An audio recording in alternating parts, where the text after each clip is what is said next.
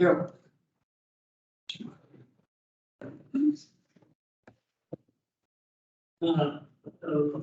Land acknowledgement, I'd like to acknowledge that we're on the ancestral territory lands of the Mi'kmaq people. And I would like to thank the present Mi'kmaq people in Victor County for their ancestors sharing their lands and all our beautiful countryside here with all of us, and whether our ancestors came 400 years ago or 4 years ago. We're all treaty people. Okay, and well, I guess the first thing I want to say is Happy New Year to everybody. And we look forward to 2023 being a prosperous year for our county. Now, we need a motion to approve the agenda. Peter. Second. There's one slight change under the resolutions because Randy Bauer is not well tonight. Councilor Thompson is going to give that resolution. With that, only change, all those in favor? Aye. Any? Carried.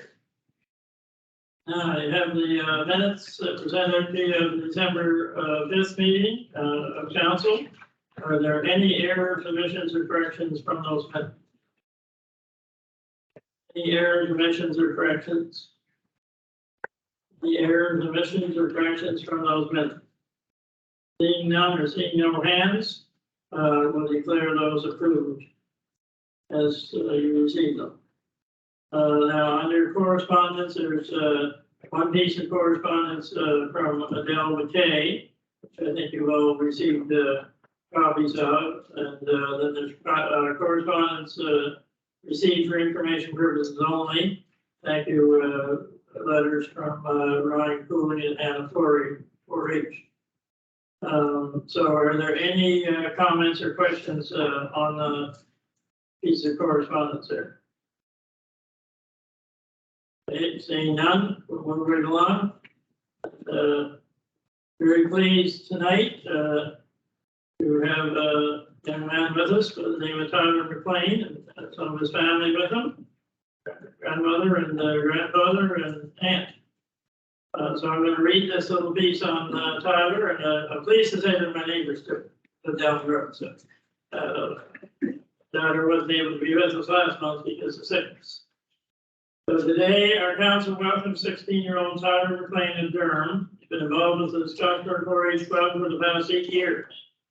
Grade 11 student in Northumberland Regional High School's International Baccalaureate program, and is a very active 4-H member.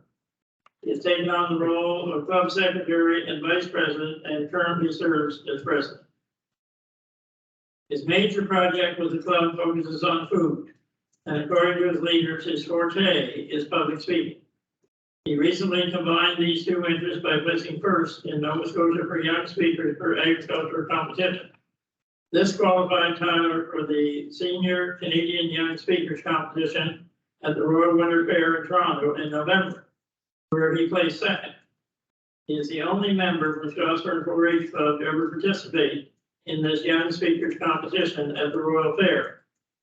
Tyler competed against people in the age range of 16 to 24 years, and his speech focused on careers in agriculture. His 4-H leader, Kathy Labors, said Tyler's speech is important for everyone to hear because, as he points out, when people think of jobs in agriculture, they visualize wearing overalls. Yet many jobs in agriculture require a lab coat. He spoke about the innovation and scientific discoveries in today's agriculture can lead to more career choices for people with a passion for studying and working in agriculture. On behalf of our council for the Municipality of County Pictou, we wish Tyler great success as he furthers his education and his work with 4-H. So with that, I'll welcome Tyler to the mic down here, and he's going to give the same speech that he gave in Toronto. I think it's important to remember he came second in the competition. The majority of the people in this competition were third year, fourth year university, and some beyond that.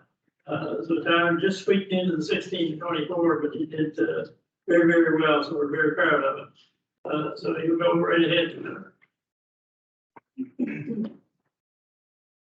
The world of agriculture is evolving, expanding and branching out. While working in agriculture, you can wear both overalls and a lab coat, use pitchforks and computers, and work in the fields, in a lab, at a desk, or even in space.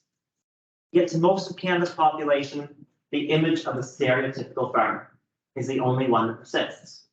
Good evening, everyone, and thank you for having me here. The Canadian agriculture industry is amidst a shift.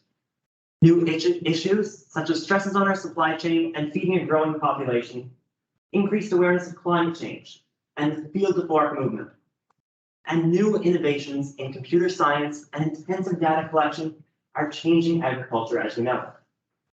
So you might be surprised to hear that the roles of computer scientists, aerospace engineers, and supply chain managers can all be careers in agriculture. The first agricultural revolution was brought about by an increased use in chemicals, such as fertilizers and pesticides, as well as new irrigation technologies. So it's ironic that we are undergoing a second revolution focused on the reduction of chemical and water use, isn't it?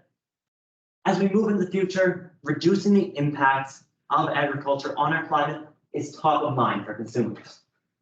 To help with this problem, computer scientists are using artificial intelligence to improve crop yields.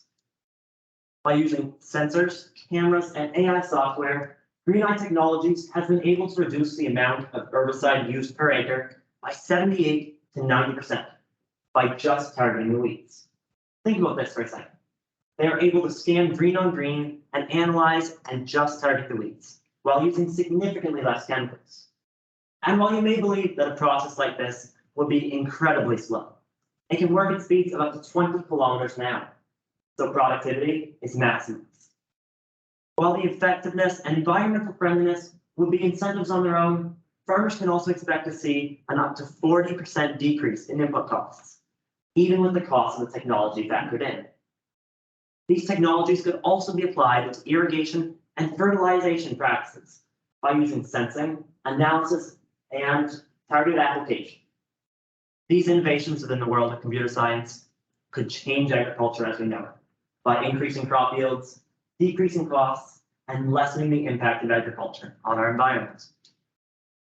When most people think of space, they don't think of the impacts it has here at home. As an aerospace engineer, you can play a significant role in Canadian agriculture. One project doing just this is the RADARSAT-2 mission, a joint project between the Government of Canada and McDonald Detweiler Associates, a space communications company. The RADARSAT constellation, launched in 2007, provides invaluable data about topsoil and crops, such as moisture levels, soil and crop health, and nutrients. This provides farmers with information that would be nearly impossible to gather from the ground when they have a large operation. Now, when most people think of agriculture, they only think of the producer, but it is so much more. Food needs to make it from the producer to the consumer, and that is where supply chain managers come in. They work to build and maintain responsible supply chains, from production to transportation to sales. In this day and age, consumers want to know two things more than ever: where the food came from and how it got to them. By using something like blockchains, this can become easier than ever. While admittedly, I can't pretend to know the first thing about blockchains, their application is simple. They're a secure and tamper-proof way to transfer information along a system, and every step is recorded and available to everyone along the way. This could be revolutionary for the small farmer, as consumers would know the profit they were able to make. This would allow consumers to make informed decisions based on benefit to the farmers, instead of just how much the grocery stores are willing to sell it for. The other side of supply chain management is logistics. According to the Food and Agriculture Organization of the United Nations, 30 to 40% of food is wasted before it ever makes it to consumers. This is for a variety of reasons, such as improper storage, lack of transportation infrastructure, or simply a lack of demand. If we could cycle just 1/3 of this food back into the supply chain before it is wasted, it would be enough to end world hunger. By optimizing systems, building transportation infrastructure, and communicating supply and demand, supply chain managers are doing their part to help reduce this staggering amount of waste. term farmer has always been abroad. Farmers have always been business people, innovators, and scientists.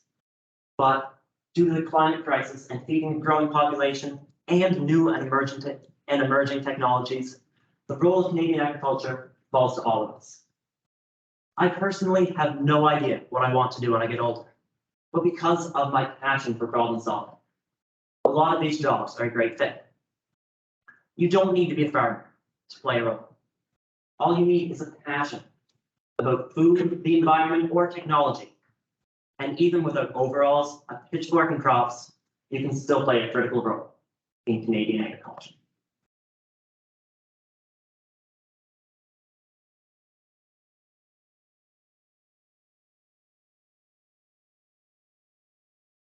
It's great. It opens our eyes, I guess, to a lot of this. You always can think of agriculture as a farmer, you know, in the field only. But you're right. And one thing that really struck with me was when you said the first revolution was when the chemicals and the fertilizer came along, so we had to feed the world, get a lot better crops. I remember when I first came home 50 years ago on the farm, the herbicides, pesticides, they were the savior. Now suddenly you didn't have to pull all the weeds. You know, we had more different kinds of herbicides.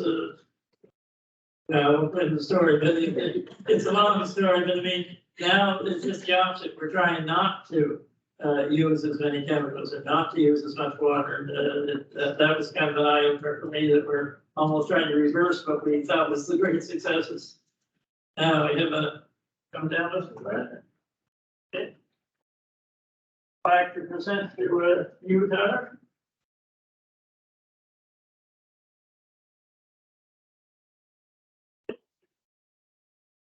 Oh, I see. Notice your 4-H leaders on the screen. Yeah, I noticed that too. Yeah, they did 4-H leaders. I would have to select right away. Yeah.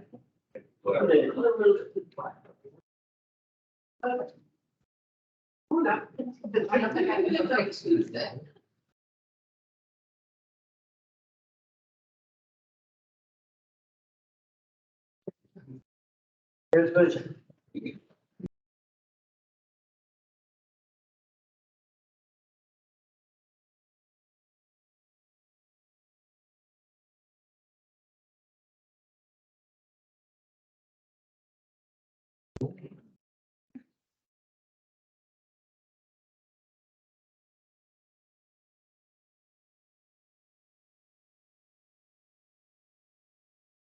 Okay, moving right along, your folks are welcome to stay, but you don't have to. I go up. You don't have to.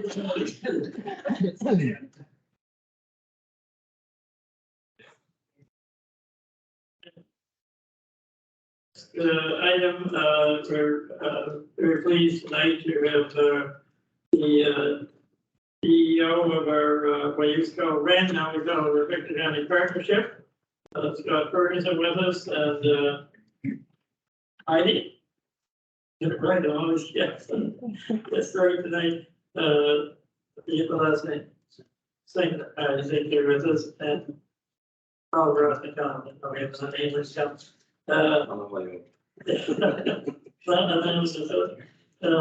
Anyway, pleased to have all three of you here, and I believe, Scott, you're going to give the presentation for tonight. Yes, and Heidi as well. So. Okay, I'll let you fellas take over at this point, then Brian gets it ready to go then.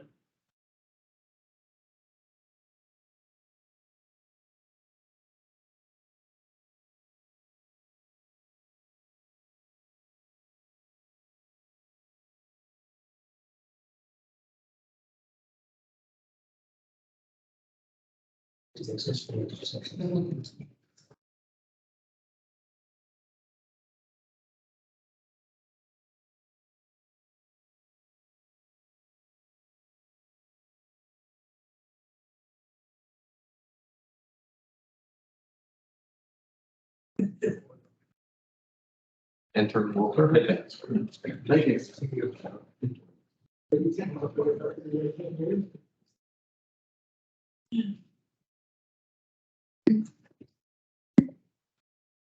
All right, I guess I have the floor. You have the floor. And Heidi, I do want to formally introduce Heidi, is our Director of Communications, but she's held a number of different roles on the operations side. Tonight, she's going to be reporting on workforce and strategic planning.